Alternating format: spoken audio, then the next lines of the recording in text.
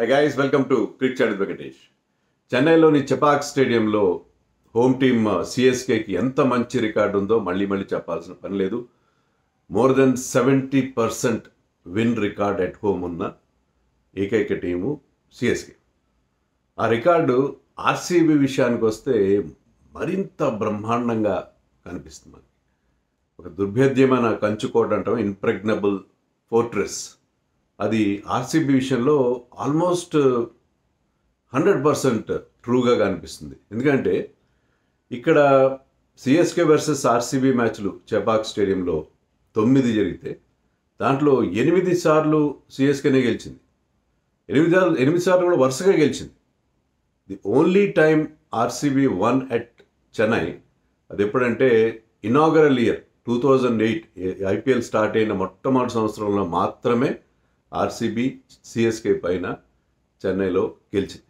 అప్పటి నుంచి చెపాక్ స్టేడియంలో వరుసగా వాళ్ళకి 8 డిఫీట్స్ ఎదురైంది. మరి 9వ పరాజయం కూడా తప్పించుకుంటారా, లేకపోతే ఈసారి లెక్క సరి చేస్తారా? ఒక్కసారి అంటే మనం చూసాం కదా, ఇప్పుడు నిన్న మ్యాచ్ చూసాం. నిన్న SRH versus LSG. SRH look so strong. హోమ్లో వాళ్ళకు ఉన్న అడ్వాంటేజ్, వాళ్ళు బ్రహ్మాండంగా ఆడతారు హోమ్లో. ఎల్ఎస్జి బౌలింగ్ వీక్గా ఉంది. ఇవన్నీ చాలా అనుకున్నాం మనం. తీరా చూస్తే LSG came up with a wonderful plan. వాళ్ళు చాలా చాలా మంచి ప్లాన్తో వచ్చారు. హౌ టు షాకిల్, ఏ రకంగా వాళ్ళని ఎస్ఆర్హెచ్ స్ట్రైకర్స్ని ఏ రకంగా ఇబ్బంది పెట్టాలి, వాళ్ళని ఎలా అవుట్ చేయాలి అనే ఒక స్ట్రాటజీతో వచ్చారు. సక్సెస్ అయ్యారు. So anything can happen. ఈ రికార్డ్స్ అని మనం చెప్పుకోవడానికి బాగుంటాయి, but that can be broken. చూడాలి మరి ఎంతవరకు ఎస్ఆర్హెచ్ సిఎస్కేని ఓడించగలుగుతుంది. ఓవరాల్ రికార్డు తీసుకున్నా సరే, ఓవరాల్ రికార్డు కూడా చాలా చాలా సిఎస్కేకే ఫేవర్గా ఉంది. ఎందుకంటే 21 టైమ్స్ సిఎస్కే గెలిస్తే ఆర్సీబీ 11 టైమ్స్ మాత్రమే గెలిచింది. అయితే లాస్ట్ ఇయర్ చెరొకరు మ్యాచ్ గెలిచారు. ఎవరి హోమ్ గ్రౌండ్ వాళ్ళు గెలిచారు లాస్ట్ ఇయర్ ఈ 2 టీమ్స్. పర్టికులర్లీ ఈసారి చెన్నై టీము స్పిన్ని బాగా నమ్ముకుంది. టర్నింగ్ ట్రాక్స్ లాస్ట్ ఇయర్లా కాకుండా ఈసారి out and out turning tracks కనిపించినాయి మనకి లాస్ట్ మ్యాచ్లో. అందులోనూ 3 స్పిన్నర్స్. అశ్విన్ పునరాగమనం, అశ్విన్ మళ్ళీ హోమ్ టీంకి రావడం ఒకటైతే, నూర్ అహ్మద్ వాళ్ళకి ఒక మంచి తురుపు మొక్కగా మారాడు, మంచి వికెట్ టేకింగ్ బౌలర్గా మారాడు. వీళ్ళు 3, జడేజా, అశ్విన్ అండ్ నూర్, ఈ స్పిన్ త్రయం, వీళ్ళు వేసే ఆ 12 ఓవర్లు ఏ టీంకైనా సరే పెద్ద గండంగా మారే ప్రమాదం కనిపిస్తుంది. ఎస్పెషల్లీ చెన్నైలో ఆడుతున్నాం. లాస్ట్ మ్యాచ్ కూడా చెన్నైలో జరిగింది. చెన్నై ఫస్ట్ మ్యాచ్ వాళ్ళు గెలిచినప్పుడు ముంబై పైన. ఆ మ్యాచ్లో ఈ 3 స్పిన్నర్స్ కలిసి 11 ఓవర్స్ వేశారు. 70 రన్స్ మాత్రమే ఇచ్చారు. 5 వికెట్లు తీశారు. సో అది చాలా ఇంపార్టెంట్ అవుతుంది. వాళ్ళు వేసే ఆ 12 ఓవర్లని ఆర్సీబీ ఎలా ఎదుర్కొంటుంది, ఏ విధంగా వాళ్ళని కౌంటర్ అటాక్ చేయగలుగుతారు అనేది ఈ మ్యాచ్లో అన్నిటికంటే most important. Who bats first, who bats second, ఇవన్నీ కూడా పెద్దగా కన్సిడరేషన్లోకి రావు. చెన్నై స్పిన్నర్లని ఆర్సీబీ బ్యాటర్స్ ఏ విధంగా ఎదుర్కొంటారు. అయితే ఆర్సీబీకి కూడా ఒక అస్త్రం ఉంది అక్కడ. ఎవరంటే వాళ్ళ కెప్టెన్ రజత్ పాటిదార్ స్పిన్నర్స్ని బ్రహ్మాండంగా ఆడతారు. అతను one of the best players of spin in the country. చాలా అటాక్ చేస్తాడు. ఈవెన్ ఫస్ట్ మ్యాచ్లో కేకేఆర్ స్పిన్నర్స్ మీద కూడా అతను చాలా కాన్ఫిడెంట్గా అగ్రెసివ్గా ఆడడం చూసాం మనం. అండ్ ఆ మ్యాచ్లో even Virat Kohli batted very well. Virat Kohli last year కూడా స్పిన్నర్స్ మీద ఎదురు దాడి చేశాడు. ఫస్ట్ మ్యాచ్లో కూడా అది సునీల్ నారాయణ అయినా, వరుణ్ చక్రవర్తి అయినా, వాళ్ళ మీద కూడా అతను అటాక్ చేయడం చూసాం. స్వీప్ చేయడానికి ఎక్కువ ప్రయత్నం చేస్తాడు. స్వీప్ షాట్ అతని ట్రెడిషనల్ స్ట్రెంత్ కాదు. స్వీప్ షాట్, కట్ షాట్ చాలా అరుదుగా మనం విరాట్ కోహ్లీ ఆడడం చూస్తాం. కానీ ఆ స్వీప్ షాట్ని అతను ఎంప్లాయ్ చేస్తున్నాడు స్పిన్నర్స్కి అగేన్స్ట్గా. And he had good success when he played against KKR. So మళ్ళీ అదే రకంగా స్వీప్ షాట్ ఆడే ప్రయత్నం చేస్తాడు. మరి అతని స్వీప్ షాట్లోనే అతన్ని ఎలా అవుట్ చేయడానికి విషయంలో కూడా చెన్నై కూడా స్ట్రాటజీలో ఉంటుంది. సో ఎప్పటిలాగే చాలా ఇంట్రెస్టింగ్ బ్యాటిల్ ఉంటుంది 2 టీమ్స్ మీద. ఒక ఎమోషనల్ మూమెంట్ కూడా. ఎందుకంటే మనకు తెలుసు ధోని అండ్ విరాట్ కోహ్లీ వాళ్ళిద్దరి మధ్య ఎలాంటి బాండింగ్ ఉందో, ఎలాంటి ఒక అనుబంధం ఉందో, వాళ్ళు ఎలాంటి ఫ్రెండ్స్ మనకు తెలుసు. సో మనం on the field Dhoni versus Virat Kohli ఆఖరిసారి చూడబోతున్నామా ఏమో, మనకు తెలియదు కదా, అది ఎప్పటికీ తెలియదు. సో ధోనికి ఇది లాస్ట్ సీజన్ అయితే మళ్ళీ మనం వాళ్ళిద్దరిని ఆర్సీబీ వర్సెస్ సిఎస్కే మ్యాచ్లో మళ్ళీ మళ్ళీ చూసే అవకాశం ఉండదు. తెలీదు మరి ధోని ఇది లాస్ట్ సీజనో కాదో తెలీదు. సో అది కూడా కావచ్చు మరి ఆఖరిసారి వాళ్ళిద్దరూ ఫేస్ టు ఫేస్ అంటే ఈ సీజన్లో మరొకసారి ఆడతారనుకుంటా వాళ్ళు. వాటెవర్ బట్ వాళ్ళిద్దరి బాండింగ్ రైవల్ క్యాంప్స్లో ఉన్నా సరే వాళ్ళిద్దరి మధ్యన ఎలాంటి బాండింగ్ ఉంటుందో మనకు తెలుసు. లాస్ట్ మ్యాచ్లో వాళ్ళిద్దరు షేక్ హ్యాండ్ ఇవ్వలేదు, విరాట్ కోహ్లీ ఏదో అది ఏదో కావాలని చేసుకుంది కాకపోవచ్చు, కానీ అదొక ఫీలింగ్ ఉండిపోయింది. యాక్చువల్గా ఈ రెండు టీమ్స్ మధ్య చాలా రైవలరీ ఉంటుంది. మనం ఆ మ్యాచ్ గురించి చెప్పుకున్నాం, Chennai versus Mumbai El Clasico అని చెప్పుకున్నాం. ఇది కూడా ఈ మ్యాచ్లో కూడా చాలా చాలా ఒక రైవలరీ, భయంకరమైన రైవలరీ ఉంటుంది. ఇండియా పాకిస్తాన్ ఎలానో ఐపీఎల్ విషయానికి వస్తే ఈ రెండు టీమ్స్ మధ్య వాళ్ళు రెండు neighbouring states Karnataka and Tamil Nadu అయినా కూడా వాళ్ళ మధ్య ఆ కావేరీ వివాదం అనండి వాటెవర్ చాలా చాలా రైవలరీ ఉంటుంది. సో ఈ మ్యాచ్ చాలా ఎమోషనల్గా తీసుకుంటారు ఫ్యాన్స్ ఫర్ వేరియస్ రీజన్స్. దాంట్లో ఆ రెండు రాష్ట్రాల మధ్య ఉన్న ఆ రైవలరీ కూడా ఒక ఫ్యాక్టర్గా మారుతుంది.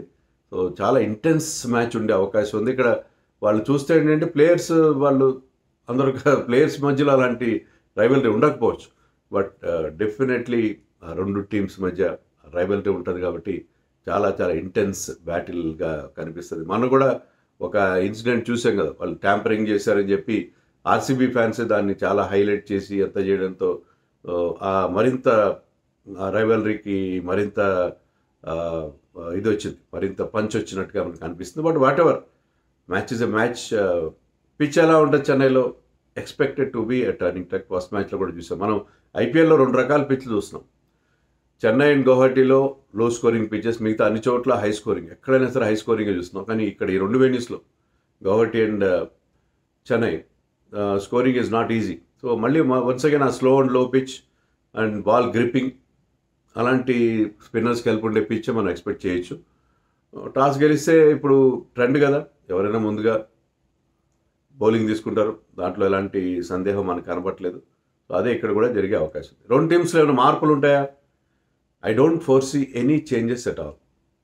ముఖ్యంగా చెన్నైలో మతీషా పతిరానా ఇప్పుడు ఇంజరీస్ గురించి చెప్పట్లేదు ఎవరు, భువి ఎందుకు ఆడలేదు అనేది ముందు చాలా లేట్గా మనకు తెలిసింది.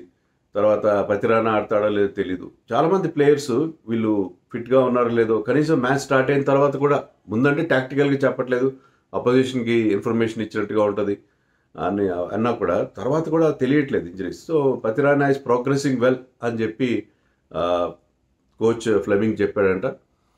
సో అతను ఆడతాడో లేదో తెలియదు, పతిరానాకి ఏదో ఇంజరీ ఉన్నట్టుగా ఉంది. So Nathan Ellis might continue. Sam Curran had a poor match, అతని ప్లేస్లో జేమీ వాటర్ని తీసుకొస్తారా? ఒక్క మ్యాచ్కి చేయరు. చెన్నై వాళ్ళు అలా ఎందుకు మారుస్తారు? చెన్నై వాళ్ళు ఒకసారి మీరు 11 పెట్టారంటే ఆ 11లో ఒక ప్లేయర్ని తీయడానికి చాలా స్ట్రాంగ్ రీజన్ ఉండాలి. అండ్ ఆల్మోస్ట్ నిల్ అతని కాంట్రిబ్యూషన్ శామ్ కరణ్ ఫస్ట్ మ్యాచ్లో. But Sam Curran is top class allrounder, అతన్ని కంటిన్యూ చేస్తారు. ఎలాంటి మార్పులు లేకుండా సేమ్ 11తో వాళ్ళు బరిలోకి దిగే అవకాశం. వాళ్ళకి ఒక ప్రాబ్లం ఏంటంటే లాస్ట్ మ్యాచ్లో గెలిచారు, బాగానే ఉంది, బట్ వాళ్ళ బ్యాటింగ్లో captain Ruturaj played classy half century. And Rachin Ravindra starting స్లోగా అయినా కూడా చివరిదాకా నిలబడి అతను ఆ విజయం కంప్లీట్ చేశాడు. వాళ్ళిద్దరు మినహాయిస్తే ఎవరు పెద్దగా బ్యాటింగ్ చేయలేదు. అది వాళ్ళకి కొంచెం, ఎందుకంటే ఈ త్రిపాఠీలు హుడాలు ఎంతవరకు అంది వస్తారు. ఆ ఫ్లైట్ వాళ్ళ పర్ఫార్మెన్స్ అంత గొప్పగా లేదు ఐపీఎల్లో ఇద్దరు కూడా. చెన్నైలో వచ్చిన తర్వాత చెన్నైలో వాళ్ళు ట్రాన్స్ఫార్మ్ అయిపోతారు.